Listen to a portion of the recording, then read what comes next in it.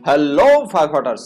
दोस्तों, आप Rajasthan fire fighter exam की प्रिपरेशन कई दिनों से कर रहे हैं और एक्सपेक्ट कर रहे हैं कि वैकेंसी कब आए।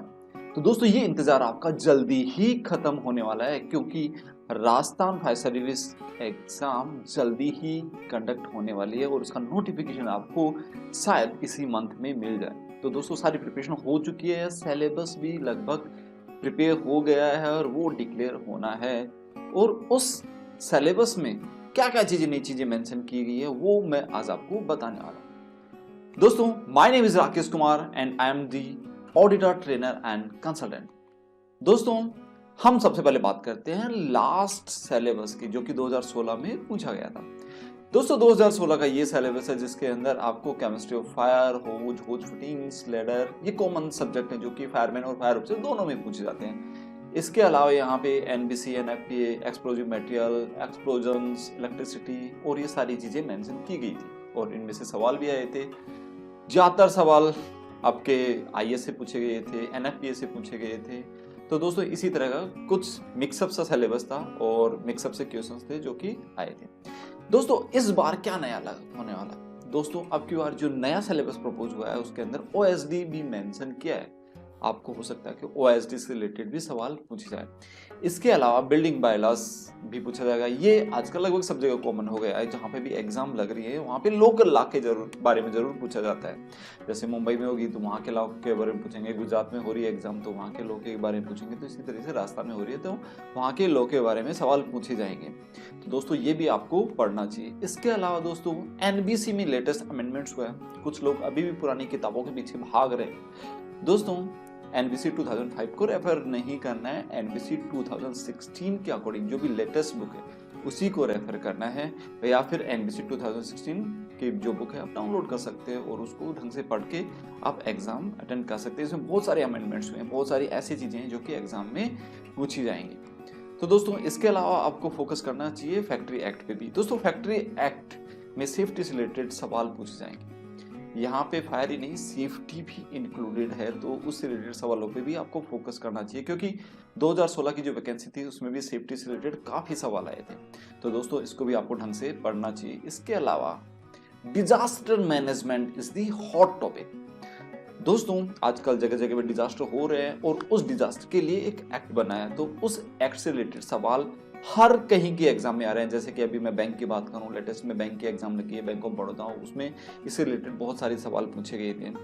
अभी एसबीआई में भी इसके बारे में सवाल पूछे जाएंगे। अब देखना, इसमें बहुत जो इंटरव्यू में भी सवाल पूछे जा रहे हैं। और इसके अलावा जो भी एग्जाम लग रही हैं अभी, चाहे वो पंजाब में एग्जाम लगी हो, चाहे वो आसाम में एग्जाम लगी हो, चाहे वो मद्रास में एग्जाम लगी हो, सभी जगह इससे रिलेटेड सवाल पूछे जा रहे हैं। तो दोस्तों, इसकी प्रिपरेशन भी आपको ढंग से करनी चाहिए।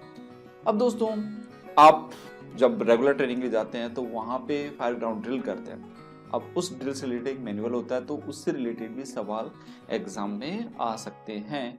इसके अलावा आप जब जॉब ज्वाइन करते हैं उसके बाद में आप एजुकेशन ड्रिल वगैरह कराते हैं, फायर ड्रिल कराते हैं, तो उससे रिलेटेड भी कई तरह के सवाल बनते हैं जो भी एग्जाम में पूछे जाएंगे। तो उनकी भी प्रिपरेशन आपको ढंग से करनी चाहिए। उनके सारा जो कंटेंट है वो रिलेटेड है एनबीसी से, तो वहाँ के जो प्रोविजंस हैं उनको ढंग से आपको पढ़ना चाहिए।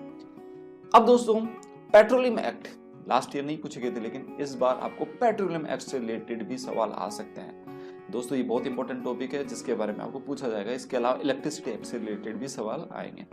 और दोस्तों, एक्सप्लोजिव एक्ट से रिलेटेड भी लास्ट टाइम में भी सवाल आए थे, लेकिन इस बार काफी अच्छे सवाल आने वाले हैं आपके, और इन पे फोकस किया गया है कि इनसे सवाल पूछे जाने चाहिए। अब दोस्तों, आप सोच रहे हो कि इसकी प्रिपरेशन कैसे करें, क्या करें, सारी बुक्स ले आए, कौन सी बुक्स लाएं, क्या कैसे इसकी प्रिपरेशन हम कर सकते हैं? तो दोस्तों, आजकल दो मेथड अवेलेबल है, एक तो ऑफलाइन मेथड और एक ऑनलाइन मेथड। ऑफलाइन मेथड अगर मैं कहूँ तो ये आउटडेटेड हो चुका है। दोस्तों, उसके लिए हमें किसी दूसरी जगह जाना पड़ता था, वहां जाके हमें अब पैसा और टाइम दोनों ही ज्यादा खर्च करना पड़ता था। लेकिन अब ऑनलाइन का सबसे अच्छा फायदा है कि आपको क्वालिटी एजुकेशन आपके घर बैठे मिल सकती है और वहां पे आप बेहतर प्रिपरेशन कर सकते हैं। तो दोस्तों, आप ऑनलाइन मेथड प्रेफर कर सकते हैं। अगर आपके आसपास जो भी कोचिंग इंस्टीट्यूट्स हैं ऑनलाइन है तो उनको प्रेफर कीजिए और उनके क्वालिटी कंटेंट्स पे आप एक बार नज़र डालिए। उसके बाद में आप डिसाइड कीजिए कि क्या वो पार्टिकुलर मटेरियल आपको एग्जाम पास करा सकता है। क्या जो टीचर है वो आपका क्वालिफाइड है, क्या उसका कम्युनिकेशन स्किल्स इतना अच्छा है कि जो समझा रहा हो आपको समझ में आ रहा है। अगर ये सारी चीज़ें फुलफिल हो रही है तो आप कोई सा भी ऑनलाइन मेथड यूज कर सकते हैं। लेकिन before joining any method options you should decide and think twice thrice four times, क्योंकि दोस्तों ये कैरियर का सवाल है, बार बार अपॉर्चुनिटीज नहीं आने वाली। इसलिए आप बेहतर प्रिपरेशन के लिए एक राइट ऑप्शन जरूर चूज करना चाहिए आपको। एक्सप्लोर करो, सब जगह ऑप्शंस देखो, लेकिन आपके लिए क्या बेहतर है, क्योंकि गवर्नमेंट एग्जाम की वैकेंसी ये बहुत सालों बाद में आई है और अब बहुत सालों बाद में ही आएगी। तो दोस्तों ऑप्शन अगर आप छोड़ना नहीं चाहते हैं तो 2-4 बार आप जरूर डिसाइड कीजिएगा, सोचिएगा, उसके बाद में आप प्लान कीजिए। अब दोस्तों अगर आप अल्टरनेट ऑप्शन में अगर सेफ्टी वॉरियर्स में आना चाहते हैं तो सेफ्टी वॉरियर्स को ज्वाइन करने के मल्टीपल रीजंस हैं। I am the international trainer जो कि डिफरेंट तरह की कंपनियों में और एजुकेशन से रिलेटेड यूनिवर्सिटीज़ जो हैं, कॉलेजेस हैं, वहाँ पे भी मैं लेक्चर्स देता हूँ। तो सभी तरह की फैसिलिटीज़ मैं देता हूँ। I am the auditor, trainer and consultants.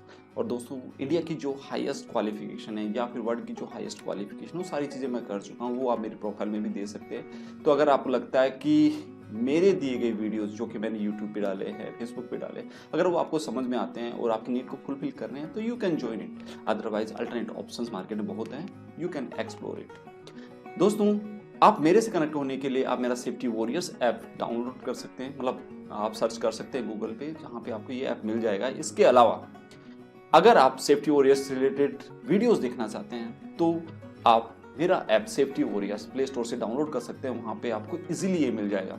तो दोस्तों ये ऑप्शन है। इसके अलावा अगर आपको सर्च करने में दिक्कत आ रही है तो यहाँ पे जो दिए गए नंबर है उस पर जस्ट हाई लिखना है व्हाट्सएप पे, तो ऑटोमेटिक तरीके से आपको सारे लिंक्स मिल जाएंगे, सारे वीडियोज मिल जाएंगे, जिनको देख के आप डिसाइड कर सकते हैं कि yes this is for my requirement, इससे मेरी नीड पूरी हो सकती है या नहीं हो सकती, वो डिसाइड करना बहुत ईजी रहेगा। लैंग्वेज कोई बैरियर नहीं है, हिंदी इंग्लिश दोनों में है। बस आपको देखना है कि आपसे रिलेटेड वीडियोस कौन से हैं, क्योंकि यहाँ पे एनबीसी से रिलेटेड वीडियो डाले हैं मैंने, ग्रेडाइट से रिलेटेड भी वीडियो डाले हैं, और इसके अलावा फाइफटा एग्जाम से रिलेटेड भी डाला है। जो इंग्लिश मीडियम है उन लोगों के लिए भी डाला है, तो हिंदी मीडियम वालों के लिए भी डाला है। तो आप कन्फ्यूज मत होइएगा कि यहाँ पे थोड़ी सी ज़्यादा इंग्लिश है या यहाँ पे ज़्यादा हिंदी है, क्योंकि हर पर्सन की नीड के अकॉर्डिंग वहाँ पे मैंने चीज़ें सेग्रीगेट की।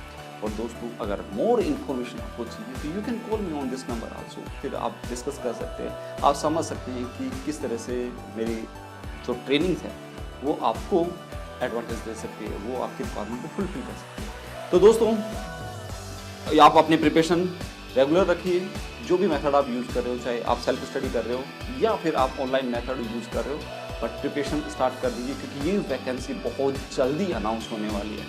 तो दोस्तों if you are interested, we can meet on my app. Thank you. Bye bye.